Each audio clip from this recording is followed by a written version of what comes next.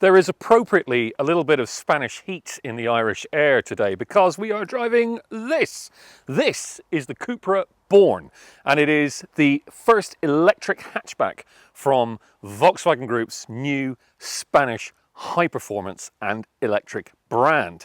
Cupra was born out of Seat, if you'll pardon the pun. It used to be Seat's high-performance badge, so Leon Cupra, Ibiza Cupra. Now it is a standalone brand all by itself, and it is going to increasingly specialize in electric cars and in plug-in hybrids. There is a positive torrent of new models due to come in the next few years from Cupra, but here really is the starting point. This is the Born. It is based on the same MEB electric platform under here that you'll also find under Volkswagen's ID.3 and ID.4, Skoda's Enyaq and Audi's Q4 e-tron. So it's basically the same car underneath.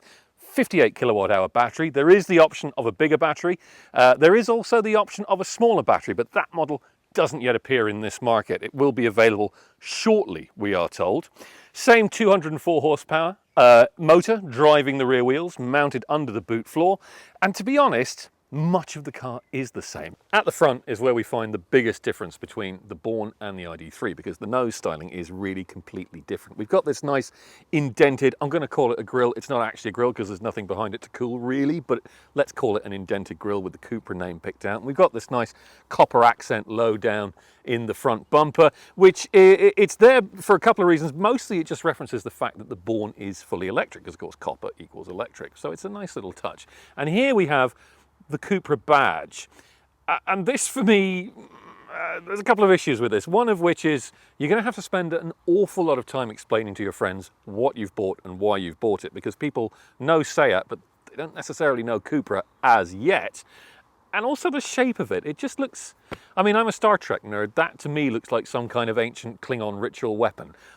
I mean, that's fine by my standards. I'm not sure how it plays outside of the nerd community, but I think overall, and particularly in this lovely greeny blue paint job, this is a better looking car than the ID.3. Yeah, the ID.3's kind of smoother, more aerodynamic shape is maybe a bit more intellectually honest about what kind of car it is, but I think this is quite handsome. I think this is nice, and I'm kind of liking the Cupra vibe that the Born gives off. It is pleasantly different.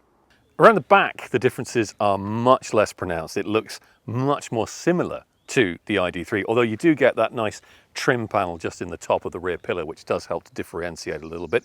And you also get this nice full width light bar. The Cupra name is back here again in copper, and we get that odd Star Trek-y badge, this time mounted on a little carbon fiber plinth, just to kind of amp up the whole sporty vibe. This is also the boot latch, incidentally, and if we open that, 385 litre boot, not the most massive thing going, but it's spacious enough, although obviously some space is lost to the charging cable. Inside, I think we find a big advantage for the Born over the ID.3, which is it's much nicer. Quality levels seem to have picked up quite significantly over the Volkswagen, and the overall design, I think, is probably a bit nicer too. We've again got these nice copper accents. I mean, it's basically the same screens that you get in the Volkswagen and the Skoda, and to a lesser extent the Audi. But I think Cupra has done a pretty good job of making the interior of the Born feel and look just a little bit more special. I particularly like these seats. These ones are electrically adjustable. Seat goes down, seat goes up. And I like the high back layout. It's very comfortable. A lot of the materials, the seats, the carpets and so on, are made from recycled plastics, sometimes ocean plastic. So it's, on top of being an electric car, it's that little bit more environmentally responsible, which is nice. There's plenty of storage in the cabin, although the glove box is a bit disappointingly small.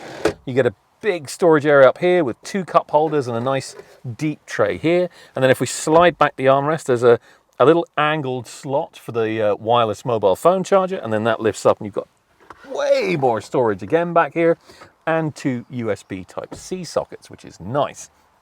The driving position is very good. As I say, the seats are really good, and steering wheel, yeah, that's got plenty of adjustment. I like to have it sort of quite far out, I have to admit, that sort of touring car style driving position. Now, there is a problem, and it's to do with the screen. The software that Volkswagen Group across all of its brands uses for its electric cars is not the best. It's quite fiddly, it's quite awkward. You have to go through a lot of menu options to find the thing you want. And these touch sensitive controls here for the climate control and for the radio volume, they're really fiddly and annoying. They're quite hard to use when you're driving the car. They're quite distracting, actually, which is very bad. Now, you can get wireless Apple CarPlay and Android Auto, so you can bring up your phone menu here on the screen, and that does make things a little bit easier.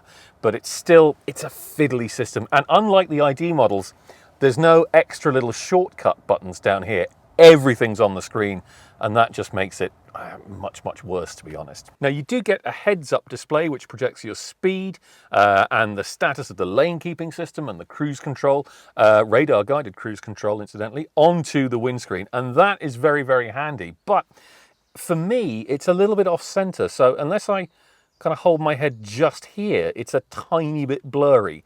If I go over here, it's not so great. So you kind of have to position your head just right for it, and that is a little bit irritating. Other head-up displays have kind of a broader range of view, which really helps. But overall, I have to say, this is a really good cabin. I do like the gear shifter up here on the side of the screen, because it declutters everything down here, and it's fingertip reach. Look, you can just get it with your finger from the steering wheel. That's neutral, that's drive, that's reverse, so that's all good. There is one last thing I have to tell you, which is that, as far as I can tell, Seat has entombed some souls of the damned within its operating system, because, as you might have heard just there, every time you touch a control on the steering wheel or select a gear, it makes this little ghostly noise, which is slightly disconcerting and a bit Ghostbusters-y. Not sure I like that. You can probably turn it off, but it's probably 8 menus deep, so you'll never be able to. Sitting in the back, I'm about 6 foot tall, if that helps.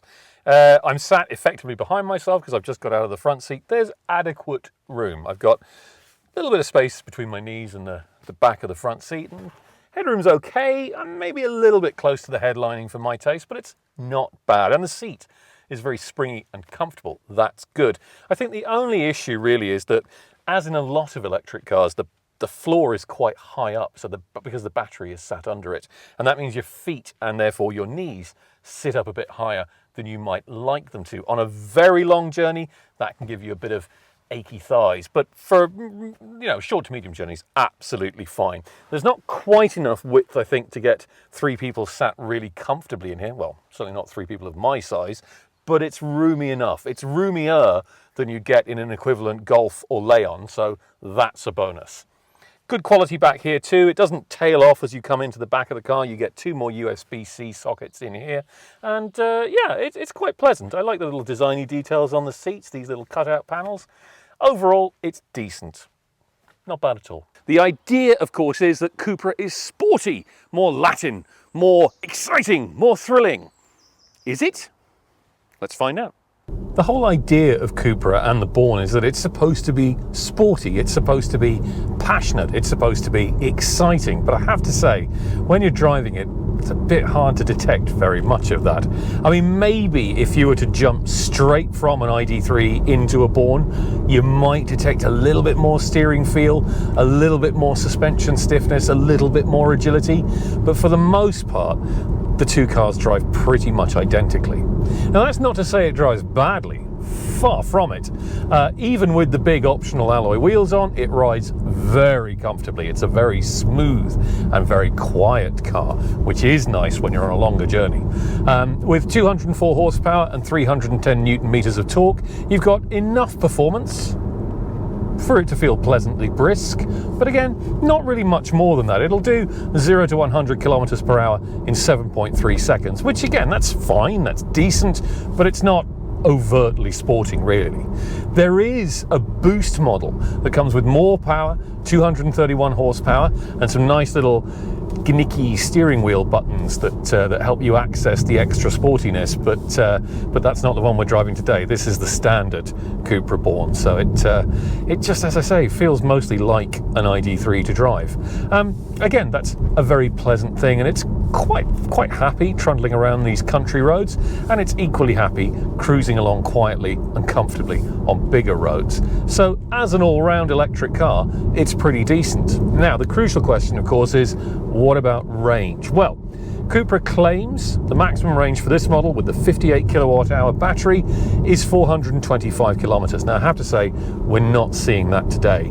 It's a very warm day. It's 22 degrees Celsius outside. I have got the air conditioning on. So with a 90% battery, it's telling me I've got a 281 kilometer range. Earlier, with 100% battery and the air conditioning switched off, it was showing me more like 320, 330.